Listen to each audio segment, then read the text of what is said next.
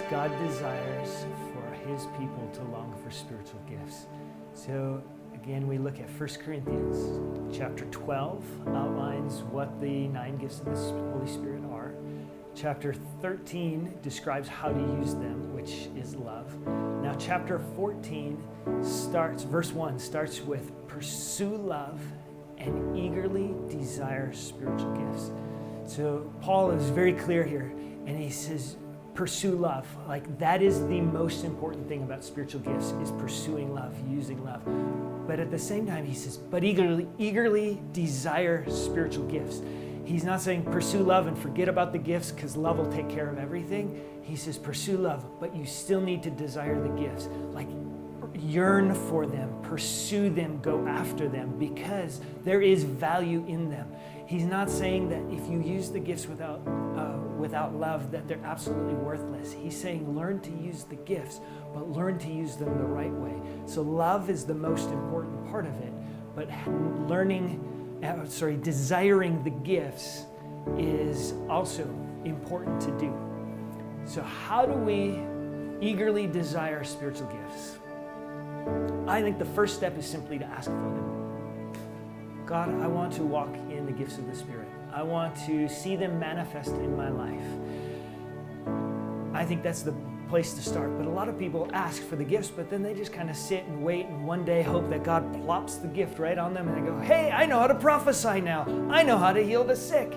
But that's not how the gifts work. That's not eagerly desiring that gift. That's just kind of, God, I wish it happens someday in my life. So desiring is more than just asking, but it starts with asking. So ask the Lord for the gifts, but then start to pursue them and ask the Lord to reveal to you. Ask the Lord to reveal to you how to get the gifts, how to grow in the gifts, what the gifts are. I remember doing this years ago. In my life, I had 2 kind of groups of friends that were believers. I had one group of friends that were Spirit-filled believers that had the gifts of the Spirit manifesting in their life, and I had another group of friends that were also believers, but they didn't know anything about the Holy Spirit. And my church background, I knew nothing about the Holy Spirit. And I saw a difference in how these 2 groups of friends lived their lives. This group of friends that knew about the Holy Spirit, their faith was impacting the people around them, impacting the world. My other friends, they would go to church, they lived good lives, but it wasn't having the same effect on the world. And I wanted my life to impact the world. I wanted my life to matter for God in a way that affected other people and drew them to Him. And the only thing I could see is these people know something about the Holy Spirit. This other group of people, they don't really know much about the Holy Spirit.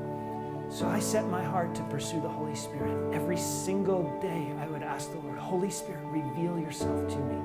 Now my favorite time to seek God was right before I went to bed. So every night for 7 months I said, God, reveal the Holy Spirit to me. Holy Spirit, just reveal yourself to me. Speak to me from the Word. Speak to me through angelic encounters. Speak to me through other people, other books, friends. Somehow reveal the Holy Spirit to me. Every night for 7 months. I had never heard of spiritual gifts when I started. And very quickly I discovered there are things called spiritual gifts. I thought, wow, I wonder if I have any. I wonder what those look like. And I started to ask the Lord about those too, because every day I was pursuing Him, saying, God, reveal yourself to me. Speak to me about the gifts of the Holy Spirit. Speak to me how you move in my life. And my prayer times initially, they started out being just 2 or 3 minutes long because my relationship with the Lord was really young. Before long, I was spending 20, 30 minutes with the Lord. By the end of the 7 months, I could spend an hour and a half or 2 hours with the Lord. And it was easy and it was fun. And I would go to work during the day and I would say to myself at like lunchtime, I would say to myself, I can't wait to get home so I can pray, so I can spend time with the Lord. It was my most favorite thing to do because my relationship with the Lord was so alive during that time. And it was completely because I was pursuing Him and I was desiring His gifts to manifest in my life. I was desiring His presence to manifest in my life. And I'm so thankful that I did it because my heart toward God grew, my understanding of Him expanded, and He was so real to me. And so eagerly desiring the spiritual gifts is the same way. It's that same process. And we look even in the Word, and it says it is the joy of a king to conceal or hide a matter, and it is the joy of a man to seek it out. I got to experience that joy of seeking out the Lord, seeking out His presence, seeking out His gifts. And you know what? At the end of the 7 months, the gifts of the Spirit began to manifest in my life. So now the other thing related to the gifts is you have to seek the gifts. But I was seeking the Lord for several months, but there came a time where I knew the Lord was stirring the gifts of the Spirit in me, but they hadn't happened yet in my life. And so it was kind of a weird position to be in, because I have all of this energy when I'm praying, and it was amazing, but there was no expression for it. And so what do I do? What do I do? Well, the expression for it is you have to take a risk. You have to express faith. Again, faith is about taking a risk. I said, God, I'm sure this is what you're doing. And I have all of this energy inside of me, but I don't know what to do with it. Are you just going to come and kind of force it out in my life, out of my mouth, or what do I have to do? And finally, I just took a risk. And I started moving my mouth, and I let these words come out of my mouth. And it was a really funny experience, because these words start coming out of my mouth really fast in a language that didn't make sense to me.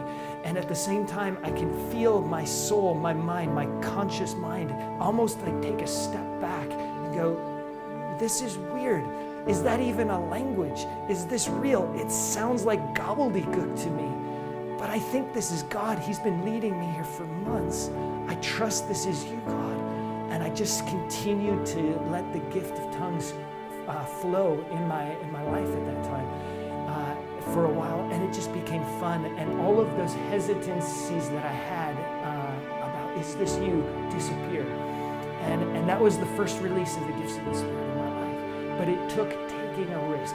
It doesn't matter if it's speaking in tongues, or if it's prophesying, or if it's praying for somebody to be healed of a sickness. You still have to take the risk, and that is an expression of faith, that you trust God,